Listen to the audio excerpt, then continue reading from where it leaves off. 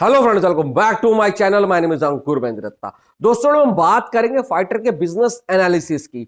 Hit है, flop है, average है, बिलो एवरेज है, क्या है वो बताने वाला हूं। देखो, 2 दिन पहले बोला था ये वीडियो लेकर आने वाला हूं। मैं जरूर ट्यूसडे तक का वेट कर रहा था कि देख लेते हैं इसका रुझान कैसा आ रहा है। उससे एजम्पशन हम लगा पाएंगे, प्रिडिक्ट कर पाएंगे कि इसका इंडिया का बिजनेस कितना जाता है और ओवरसीज का कितना बिजनेस जाता है। तो मैं एक प्रिडिक्शन देने वाला हूं, इंडिया लाइफ टाइम कितना जाएगा और ओवरसीज लाइफ टाइम कितना जाएगा, और इसका बजट कितना है, ओटीटी म्यूजिक एंड सैटेलाइट से कितना आया, और उसके बाद इसका क्या रहता है वो बताऊंगा। तो सबसे पहले कुछ वेबसाइट्स 200 करोड़ बोल रही हैं बजट, कुछ 220 बोल रही हैं, कुछ 250 बोल रही हैं। मैं ज्यादा पकड़कर चलता हूं, 250 करोड़ रुपए इसका बजट है। 250 करोड़ रुपए including all star fees. All star बोल रहा हूं तो ऋतिक रोशन भी इसके अंदर इंक्लूड है। 250 crore budget, OTT satellite and music से 200 करोड़ रुपए मेकर्स को आ चुका है। 200 करोड़ में डील हुई है तीनों की। नेटफ्लिक्स के ऊपर स्ट्रीम होगी, म्यूजिक का भी 20 करोड़ आया है और सैटेलाइट का 80 करोड़ के आसपास आया है। एंड भाई साहब, इसका ओटीटी आया है 100 करोड़। तीनों मिला दो 200 करोड़ हो जाते हैं डॉट। 250 में से 200 गए 50 करोड़। अब इस 50 करोड़ को हम यहीं छोड़ते हैं और आगे बढ़ते हैं। 130 से 140 करोड़ की विंडो में ये खड़ी है। तो मेरे हिसाब से इस सैटरडे संडे के बाद ये फिल्म ढीली पड़ती हुई दिख जाएगी। वैसे भी अभी थोड़ा सा डाउन ही चल रही है। तो मैं मिनिमम से मिनिमम मानकर चलता हूं 180 करोड़ इंडिया से ये लेकर आएगा। 180 करोड़ नेट। ओवरसीज से 70 करोड़ कमा चुका है। बहुत आसान शब्दों में समझा रहा हूं, 70 करोड़ कमा चुका है। मैं मानकर चल रहा हूं 30 और लेकर आएगा। 100 करोड़ रुपए हो गए।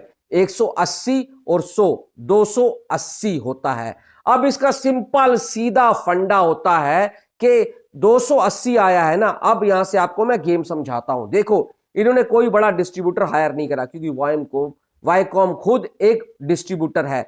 वैसे इसको नुकसान भी हुआ एक बड़ा डिस्ट्रीब्यूटर ना आने से, क्योंकि ढंग से इसका डिस्ट्रीब्यूशनशिप हुआ नहीं है। अगर ये फिल्म्स को लेकर आते तो कुछ और बात होती, पर फिल्म उस हिसाब से बिजनेस नहीं कर रही है। अगर ये बड़ा डिस्ट्रीब्यूटर लेकर भी आते तो वहां भी इनको मिनिमम गारंटी या कुछ ना कुछ तो देना पड़ता, तो वो कॉस्ट वहां सेव हो गई। अब क्या हुआ है, हम कहां थे, ओवरसीज इंडिया मिलाकर कितना, 280 करोड़ रुपए आ गया। अब आप इसका सिंपल सिंपल फंडा होता है, कोई गणित में फंसने की जरूरत नहीं है। 280 को आधा कर दो, 140 करोड़ रुपए। अब 140 करोड़ किसके पास जाएगा, ये थिएटर्स ओनर के पास जाएगा, एग्जीबिटर्स के पास जाएगा, सिनेमा चेन्स के पास जाएगा। और जो वाईकॉम ने इसको डिस्ट्रीब्यूट किया है वो कम से कम मिनिमम से मिनिमम कुछ तो फीस लेगा। तो वही सब चीजें हैं। कितना रह गया, 140 करोड़ रुपए इसके पास आ गया। अब तुम सुनो, वहां पर कितना बच गया था, 250 करोड़ बजट था, 200 crore OTT satellite and music से आया, 50 करोड़ बचा था। 140 में से 50 करोड़ को सिंपल सिंपल माइनस कर दो, कितना रह गया, 90 करोड़ रुपए।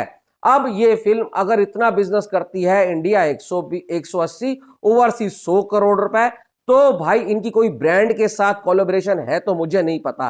कहने का मतलब है, जिन्होंने रॉयल एनफील्ड चलाई है ऋतिक रोशन ने, उनसे क्या आया है, कोई कार चलाई है उनसे क्या आया है। ये हिडन प्रॉफिट होता है जो हमें नहीं पता होता, ये मेकर्स को पता होता है। पर मैं इन चीजों को इंक्लूड ही नहीं कर रहा हूं। मैं कह रहा हूं 140 करोड़ रुपए वहां बचा था, 50 करोड़ रुपए जो बजट में से शॉर्ट पड़ रहा था ओटीटी का।